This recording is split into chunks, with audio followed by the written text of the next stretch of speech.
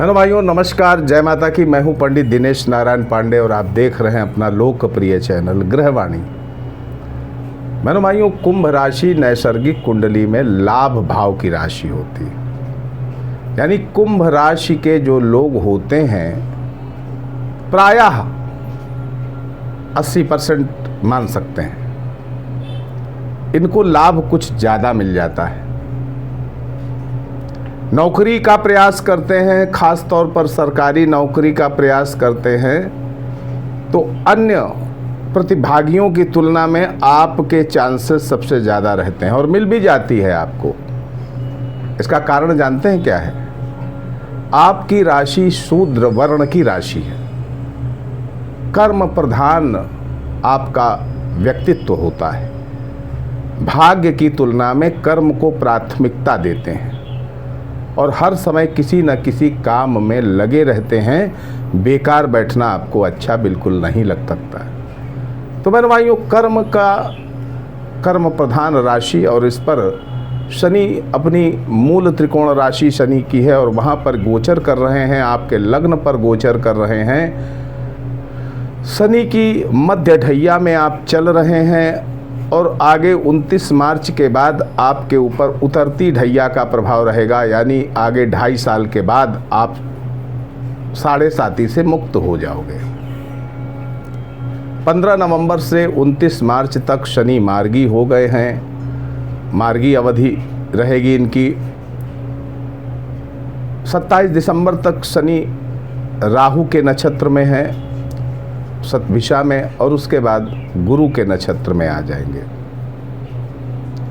अब आपकी लग्न राशि से जो गुरु होते हैं, बहनों भाइयों, बैंक बैलेंस का सारा प्रभार उन्हीं के पास रहता है।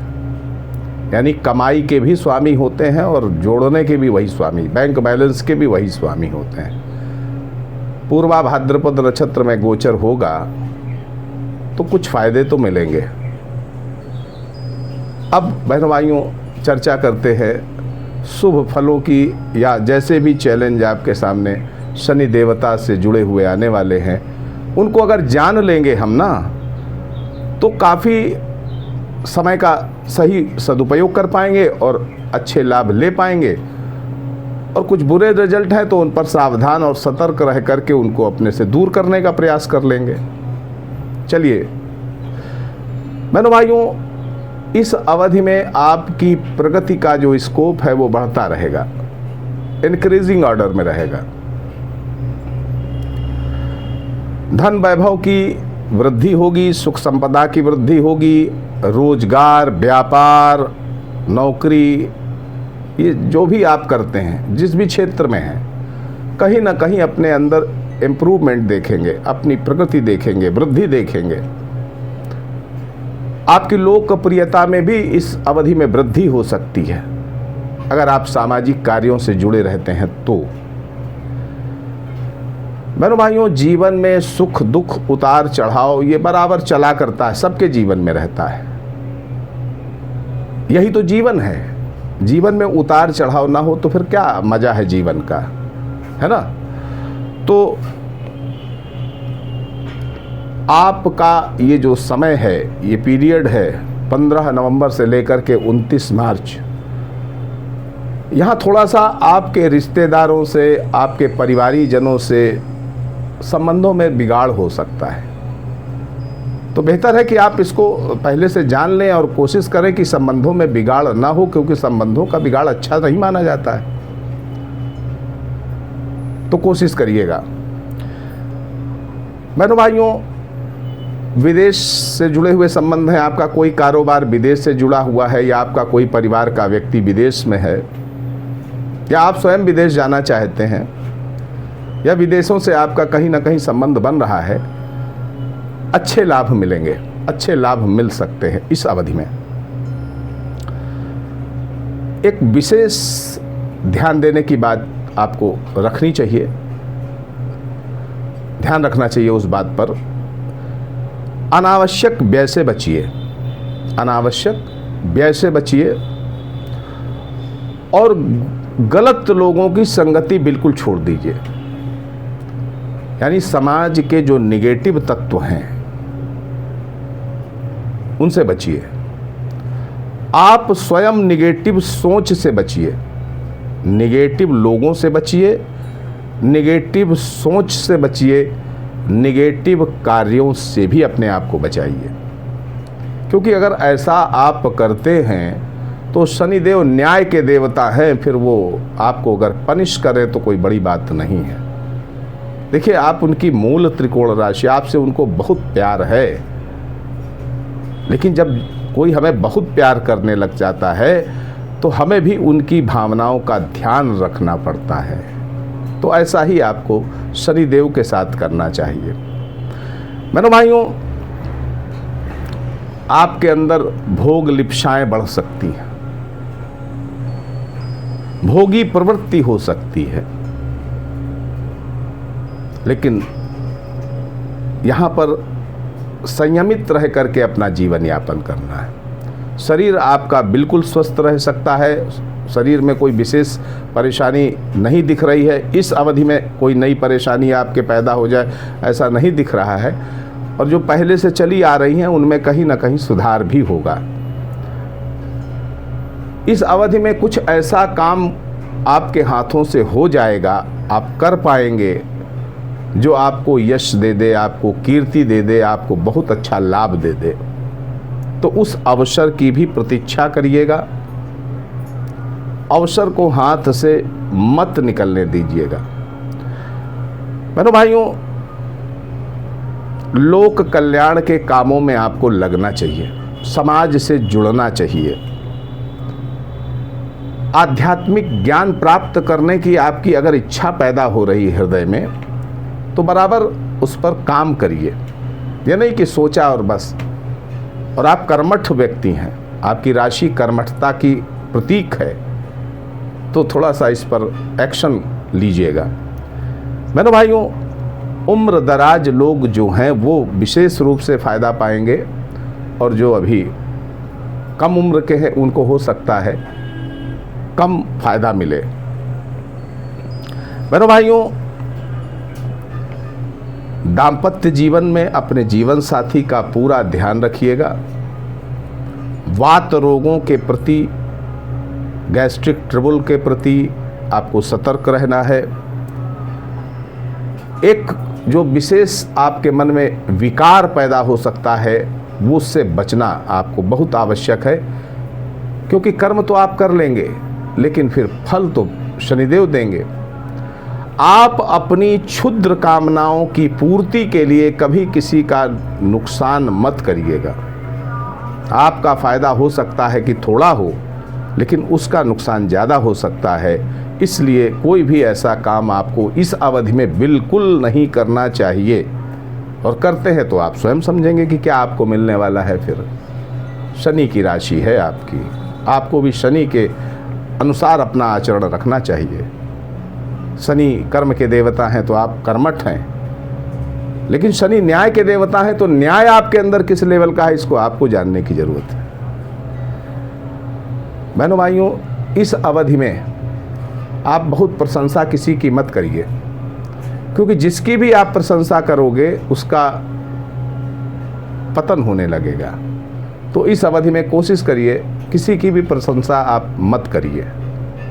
अब ये बड़ी विशेष बात बता रहा हूँ, शायद किसी ने ना बताया हो, और इस चीज़ को देखिएगा। अगर प्रैक्टिकल करना चाहते हैं तो बिल्कुल करिएगा, क्योंकि मैं भी जो कुछ बताता हूँ बहुत खास ही बताता हूँ। मेरे भाइयों,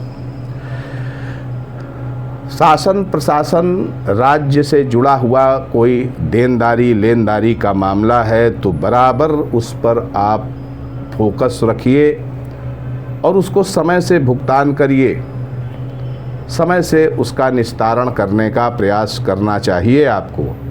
क्योंकि अगर ऐसा नहीं करेंगे तो चपेट में आ सकते हैं। अल्कोहल का सेवन करते हैं, नॉनवेज का सेवन करते हैं, तो बर्बादी सुनिश्चित हो जाती है। बर्बादी से बचना है तो इन सब चीज़ों का सेवन मत करिए इस अवधि में। सर में चोट लग सकती है, बचा के रखिएगा। मौसमी जुखाम बुखार इसकी समस्या हो सकती है, सामान्य बात है, कोई बड़ी बात नहीं है।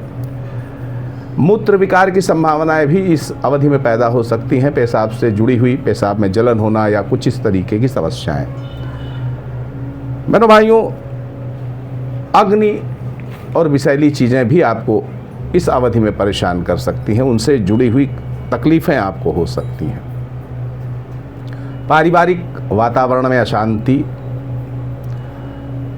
जो धनिष्ठा नक्षत्र में जन्मे जातक हैं, कुंभ राशि और धनिष्ठा नक्षत्र में जन्मे जातक हैं, वो 27 दिसंबर तक बड़े फायदे में रहेंगे, बहुत ही लाभ रहेगा उनको, और उसके बाद कुछ सामान्य परेशानियां आने लगेंगी। जो सतभिषा नक्षत्र में जन्मे जातक हैं, वो 27 दिसंबर के बाद ज़्यादा सुखी रहेंगे, और जो पूर्वा भाद्रपद नक्षत्र में जन्मे जातक हैं, तो उनको 27 दिसंबर तक तो अच्छा है, और उसके बाद सामान्य फल मिलेंगे, कोई विशेष परिवर्तन की स्थिति नहीं बनेगी। उनके कर्मों का आश्रय रहेगा, यानी जैसे कर्म वैसा ही फल। अब शनि कहना क्या चाहते हैं, इस बात को भी समझ लेना बहुत जरूरी है। देखिए, शनि का अगर किसी भाव पर गोचर होता है तो वो आपको कुछ इशारा करते हैं कि आपको क्या करना चाहिए, कहाँ सुधार करना चाहिए, कहाँ अपने कर्मों में परिवर्तन की आवश्यकता है, इस पर विचार करना चाहिए। तो सबसे पहले इनकी दृष्टि बहनों भाइयों आपके तृतीय भाव पर है। मतलब ये है कि सामाजिक कार्य, लोक कल्याण के कार्य, इन पे आपको समय देना चाहिए। रिश्तेदारों से, पड़ोसियों से, मित्रों से, अपने छोटे भाई बहनों से संबंध मधुर रखने का आपको प्रयास करना चाहिए। अपनी इच्छा शक्ति को बढ़ानी चाहिए, अपनी महत्वाकांक्षाओं पर काम करना चाहिए। ये नहीं कि सोच लिया बस, हाँ, जो सोचे उसको क्रिया रूप में परिणित करें। पुरुषार्थ अपना मजबूत रखें, गलत कार्यों के प्रति बचें। दूसरी दृष्टि बहनों भाइयों शनिदेव की है आपके सप्तम भाव में। जीवन साथी, अपने व्यापार, अपने व्यापारिक साझीदार, इनके प्रति आपको अपनी जिम्मेदारी उठानी पड़ेगी।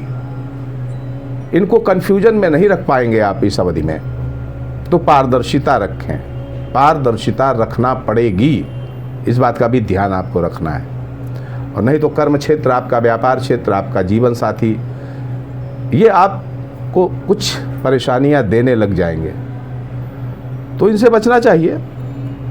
नौकरी करते हैं तो अपने उच्चाधिकारियों के आदेशों की अवहेलना बिल्कुल मत करिए, और आज का काम कल पर टालने की जो प्रवृत्ति अगर कहीं पैदा हो जाती है इस अवधि में, तो भाई ये आपके स्वभाव के विपरीत बात है। लेकिन अगर होता है ऐसा, तो बिल्कुल इस पर अमल ना करें। आज का काम आज ही करें, कल पर बिल्कुल मत टालें। मेरे भाइयों, आपके भूमि, आपका भवन, आपकी ज़मीन, आपकी जायदाद, आपकी खेती, आपका वाहन आपको किस तरीके से बेनिफिशियल हो सकता है, इस पर भी आपको गौर करने की ज़रूरत है।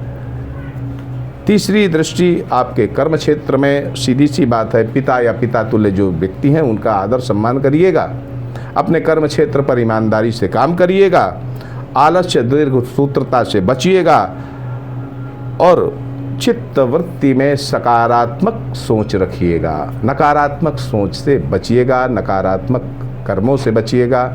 मेरे भाइयों, आप सुखी रहें, समृद्ध रहें, इसी मंगलमयी कामना के साथ मैं पंडित दिनेश नारायण पांडे आपसे विदा लेता हूँ। एक अगले वीडियो का इंतजार करिए। एक बार प्रेम से बोलिए जय माता की।